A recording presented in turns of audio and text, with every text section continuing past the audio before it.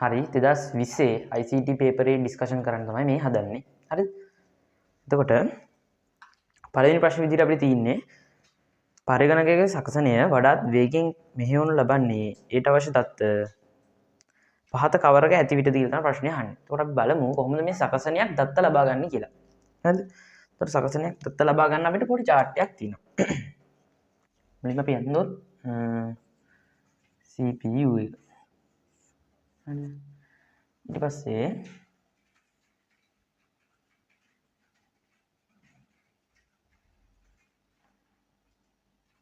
cache memory එක ඊළඟට main memory එක. එතකොට මේ මොකද්ද? මේක කියන්නේ අපි RAM එක කියලා කියන්නේ. එතකොට main memory එකටම තමයි. හරිද? එතකොට ඔන්න ඔය විදිහට තමයි මේ සකසනය දත්ත ලබා ගන්න එකේ chart එක අඳින්නේ. එතකොට අපි මුලින්ම බලන්නේ මොකද්ද? මේ මධ්‍ය සකසුම් මේකකේ විසින් මුලින්ම බලනවා මොකේද? මෙන්න මේ cache memory එකේ මට ඕන දත්ත තියෙනවද කියලා. එතකොට මේ cache memory කියන්නේ මොකද්ද? cache memory කියන්නේ නිහිත මතකයනේ.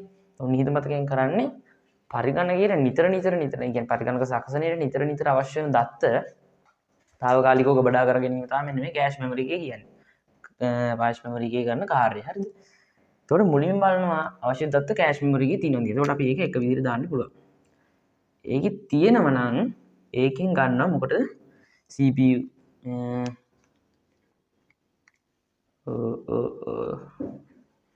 CPU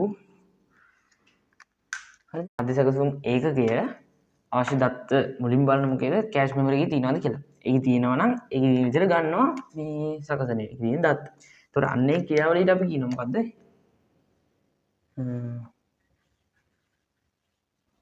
cache hit කියලා කියන ඔන්න ඔය ක්‍රියාවලිය. ඒතකොට cache hit කියන්නේ මොකද්ද? මධ්‍ය සැකසුම් මේකේ අවශ්‍ය දත්ත වාරක මතකයේ තුල තියෙනවා නම් අපි ඒකට කියනවා cache hit කියලා. එතකොට ඕක නැත්තම් දැන් මේකේ බලනවා මේකේ අවශ්‍ය දත්ත නැත්තම්. අවශ්‍ය දත්ත නැත්තම් මොකටද යන්නේ? main memory එකට යනවා. කියන්නේ ප්‍රධාන මතකයට යනවා. ඒත් ප්‍රධාන මතකයට යන්නේ අපි තුන විදිහට දාන්න පුළුවන්. ඊට පස්සේ ප්‍රධාන මතකයට ගිහිල්ලා ඒකේ තියෙනවා නම් ඒකේ තියෙන දත්ත ලබා ගන්නවා මුලින්ම cache memory එකට. ඊට පස්සේ ඒකෙන් තමයි CPU එකට ලබා ගන්න. ඒකට ඒකට අපි 4 කියලා දාන්න පුළුවන්. එතකොට දැන් මෙන්න මේ මධ්‍ය සැකසුම් එකකට අවශ්‍ය දත්ත main memory එකේ තියෙනවා නම් අපි ඒකට කියනවා මොකද්ද?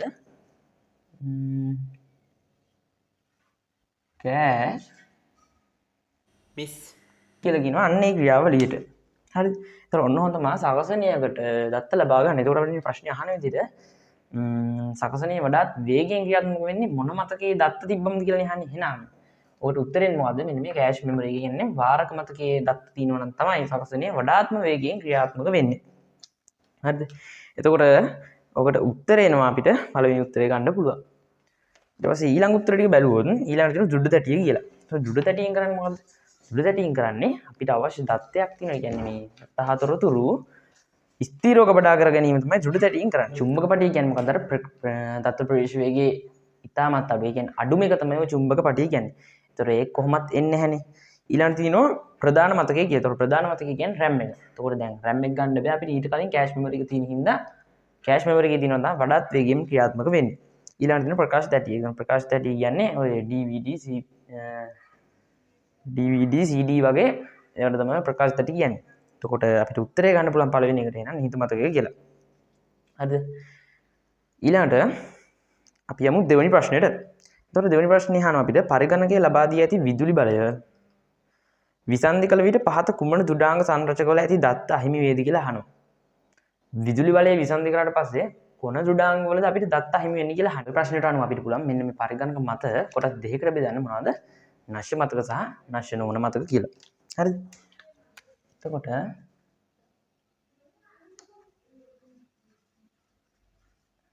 මතක අපිට බෙදන්න පුළුවන් කොටස් දෙකකට එකක් තමයි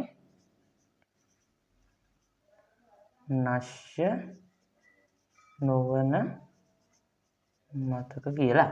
අනිත් එක අපිට බෙදන්න පුළුවන් නශ්‍ය මතක කියලා.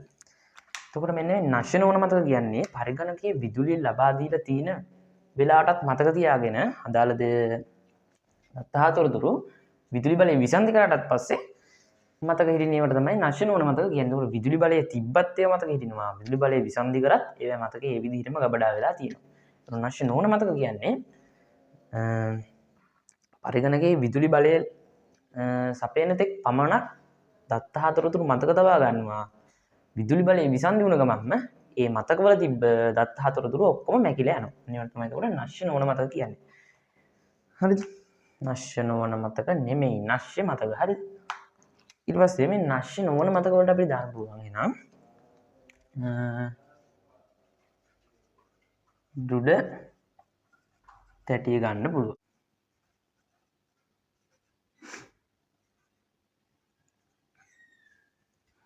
හරි. ඊළඟට පතන මාත්‍ර මතකය ගන්න පුළුවන්.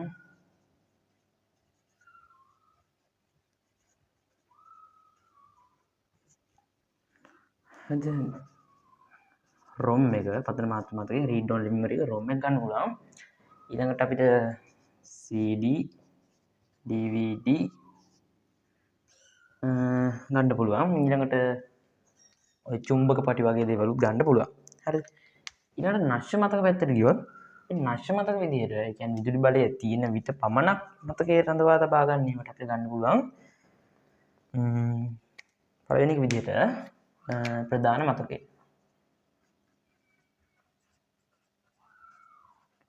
යන්නේ RAM එක. හරි. RAM එක ගන්න පුළුවන්. ඊට පස්සේ අපිට වාරක මතකය ගන්න පුළුවන්. නිහිත මතකය.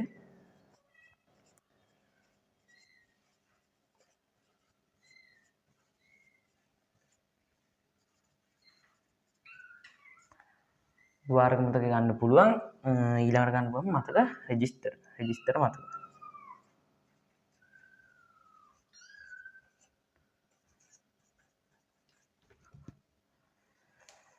හරි. නිශ්චිත මතක ගන්න පුළුවන්. මේ විදිහට අපිට මතක ටික වර්ග කරගන්න පුළුවන්. එතකොට අපි ප්‍රශ්නේ අහලා තියෙන විදිහට විදුලි බලය විසන්ධි කරට පස්සේ මොන ඩුඩාංග වල දත්ත අහිමි වේද කියලා තමයි අහන්නේ. එතකොට පළවෙනි ඒ වලින් තියෙනවා රෙජිස්ටර් කියලා. හරි. එතකොට ඒක ගන්න පුළුවන්.